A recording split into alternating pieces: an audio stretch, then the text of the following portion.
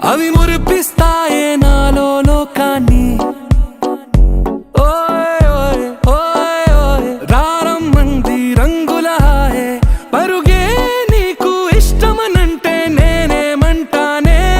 పడిపోకుండా పట్టుకునే చెయ్యై నీ ముందుంటానే.